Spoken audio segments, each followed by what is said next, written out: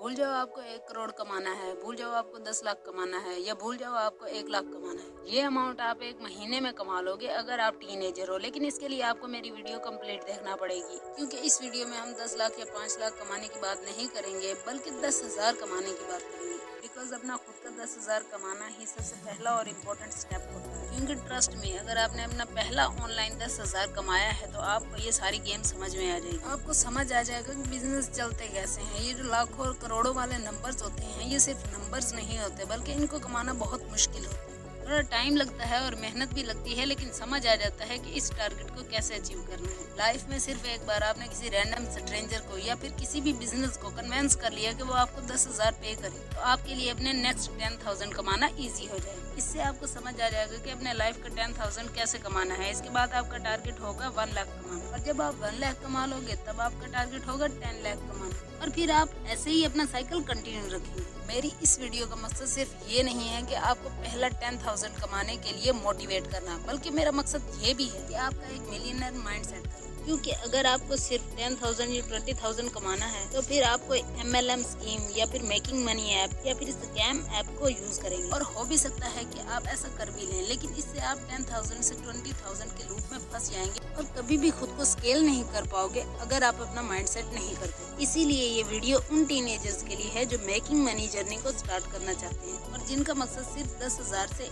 1 लाख या 1 करोड़ बनाना नहीं है, बल्कि जिनका टारगेट है कि वो मल्टी मिलियनियर डॉलर बिजनेस बनाना चाहते हैं। इस वीडियो में हम आपको बताएंगे कि आपको कौन सी नीचेज एक्सप्लोर करने चाहिए, कैसे अपने आप को लेवल करना चाहिए एक हाई वैल्यू मैन बनने के लिए, और क्या रूटीन डेवलप करनी चाहिए इस जर्नी में सक्सेसफुल बनने के लिए। एंड देन हम आपको ऐसे स्पेसिफिक 5 वेज बताएंगे to make your first 10,000 rupees as a teenager. लेकिन इन आइडियाज पर वर्क करने से और अपने फर्स्ट 10,000 रुपीज कमाने में जो आप हासिल करोगे और जो स्किल्स आप डेवलप करोगे, वो आने वाले वक्त में आपके लिए करोड़ रुपीज कमाने में मदद करेंगे। लेकिन उससे पहले अगर आपने मेरे चैनल को सब्सक्राइब नहीं किया तो चैनल को सब्सक्राइब करें, बेल आइकन को हिट करें, क्योंकि हम आपके लिए रियल अर्निंग मेथड लाते रहते हैं। और काइंडली कमेंट बॉक्स में ये भी बताना कि आप कौन सी सिटी से बिलोंग करते हैं। तो अब हम बात कर लेते हैं ऐसी नीचेज के बारे में जिस पर आपको कॉन्सेंट्रेट करना चाहिए। So, before we talking about money making ideas, पहले उस निशेस या उन इंडस्ट्रीज के बारे में बात कर लेनी चाहिए जो सबसे ज्यादा इम्पोर्टेंट है और जिन पर हमें सबसे ज्यादा कंसंट्रेट करना चाहिए। तो फर्स्ट पर आता है social media and content creation. पिछले चंद सालों में सोशल मीडिया इंडस्ट्री ने बाकी सभी इंडस्ट्रीज को डोमिनेट किया हुआ है। आजकल सोशल मीडिया पर हर कोई फोकस कर रहा है, लेकिन जिसने सोशल मीडिया को ग्रैब कर लिया तो उसने अच्छी अर्निंग जनरेट कर ली। Second niche that you should explore is artificial intelligence. Once again, it's not surprise कि AI ने कैसे हमारी लाइफ को चेंज कर दिया है और कैसे AI सारी इंडस्ट्रीज और बिजनेसेस को ट्रांसफॉर्म कर रहा है। ऐसे टास्क जिनको कंप्लीट करने के लिए हमें प्रोफेशनल्स की जरूरत पड़ती थी, और वो भी ऐसे प्रोफेशनल्स जिनके पास 10 से 15 साल का एक्सपीरियंस होना चाहिए। लेकिन अब वही टास्क हमें AI मॉडल और AI टूल्स चंद मिनट में करके दे देते हैं। और ऐसे काम जो हमें लगता था कि मशीनें या कंप्यूटर कभी हमें करके नहीं दे सकते, वो AI हमें करके दे रहा है। एंड द थर्ड नीच is e commerce. And it is surprising कि ई कॉमर्स 10 से 15 साल में कैसे बूम कर रहा है। इवन के ई कॉमर्स कभी भी खत्म नहीं हो सकता और ना ही AI या कोई भी सोशल मीडिया या कंटेंट क्रिएटर इसको खत्म नहीं कर सकते, क्योंकि ई कॉमर्स हमेशा ऐसी प्रोडक्ट्स देता है जो ऑफलाइन होती हैं और ह्यूमन को हमेशा ऐसी प्रोडक्ट्स की जरूरत पड़ेगी। ये आपके एसेंशियल प्रोडक्ट्स भी हो सकते हैं, आपके लाइफस्टाइल प्रोडक्ट भी हो सकते हैं और आपके लग्जरी प्रोडक्ट्स भी हो सकते हैं। एंड होनेस्टली कि लोग ज्यादातर इनको ऑफलाइन खरीदने की बजाय ऑनलाइन ही खरीद रहे हैं और इस तरह के प्रोडक्ट्स की सेल ज्यादातर ऑनलाइन ही हो रही है।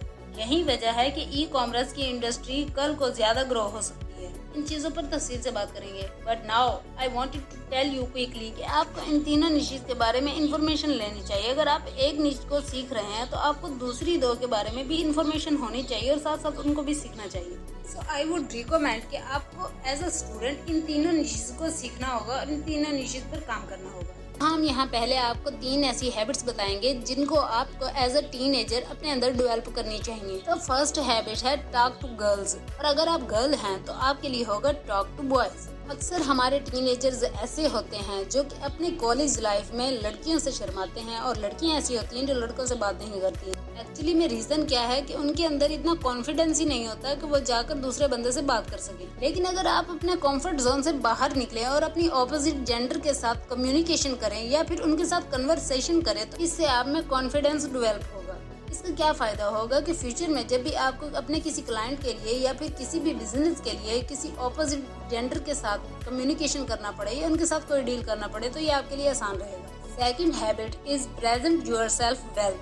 सबसे पहले अपनी लुक पर और अपनी प्रेजेंटेशन पर ज्यादा तवज्जो दें। आप सोशल मीडिया पर कोई भी पोस्ट डाल रहे हैं या कोई भी सोशल मीडिया पर वीडियो डाल रहे हैं तो उससे पहले अपने आप को देखें और अपने आप को सेट करें। जरूरी ये नहीं है कि आपको अपनी पर्सनैलिटी को ग्रो करने के लिए महंगे कपड़ों की जरूरत है। Just make sure that you look good. जब भी आप सोशल मीडिया पर अपनी प्रोफाइल बनाते हो तो आपको एक हाई क्वालिटी का इमेज यूज करना चाहिए जिसमें आपने अच्छे कपड़े पहने हो विद स्माइलिंग फेस। और आप सोशल मीडिया पर अपने बारे में जो भी इंफॉर्मेशन डालते हो वहाँ पर भी अच्छे से खुद को रिप्रेजेंट करें। The third habit is reading books. Books पढ़ना एक बहुत ही अच्छी हैबिट है जो कि आपकी पर्सनैलिटी को ग्रो करने में मदद देता है। एक एक्सपर्ट की पूरी जिंदगी का नॉलेज और एक्सपीरियंस आपको एक बुक में मिल जाता है। सेकेंडली, जब भी आप कोई बुक पढ़ते हो तो आपका माइंड सेट अपबोर्डन होता है। इसके अलावा आपके अंदर नई स्किल्स डेवलप होती हैं और आपकी इंग्लिश भी इम्प्रूव होती है। और ऐसी 3 बुक्स जो मैं आपको रिकमेंड कर रही हूँ जो कि आपको फॉर श्योर पढ़नी चाहिए। और अगर आज तक आपने कभी बुक्स नहीं पढ़ी हैं तो आपके लिए ये बेस्ट फर्स्ट बुक्स हो। First book is rich dad poor dad, second the millionaire fast lane और थर्ड इज सेपियंस। पहली 2 बुक्स में आपको बिजनेस के बारे में, फाइनेंस के बारे में इंफॉर्मेशन दी जाएगी, लेकिन थर्ड बुक सेपियंस में आपको ह्यूमन के बारे में इंफॉर्मेशन दी जाएगी और साइकोलॉजी के बारे में काफी कुछ पता चलेगा। ये मेरा पर्सनल एक्सपीरियंस है जो मैंने आपके साथ शेयर किया, क्योंकि जब मैंने स्टडी कंप्लीट की तो मुझे भी काफी मुश्किलात का सामना करना पड़ा था और मैंने एक स्किल सीखी थी और मैंने उसको सेल किया था, जिससे आज मैं $1000 पर मंथ कमा रही हूँ। क्योंकि मुझे अपनी इंडस्ट्री में 6 साल हो चुके हैं और यहाँ तक पहुँचना आसान नहीं था, क्योंकि स्टार्टिंग में मैंने भी $5 से $10 पे स्टार्ट किया था। लेकिन जैसे जैसे एक्सपीरियंस बढ़ता रहा अर्निंग भी बढ़ती रही। बताने का मकसद ये था कि अगर आज आप स्टार्ट करते हैं तो आप 0 से स्टार्ट करते हैं और अगर 10 साल बाद भी आप ये काम स्टार्ट करेंगे तो 0 से ही स्टार्ट करेंगे। तो क्यों ना आप आज से स्टार्ट करें ताकि आने वाले चंद सालों में आप अपने पहले 10 लाख कमा सको। हमारी वीडियो देखने के लिए शुक्रिया। अगर वीडियो अच्छी लगी हो तो लाइक करें, चैनल को सब्सक्राइब करें और हमारे साथ रहें, क्योंकि हम इस तरह की वीडियोस लाते रहेंगे।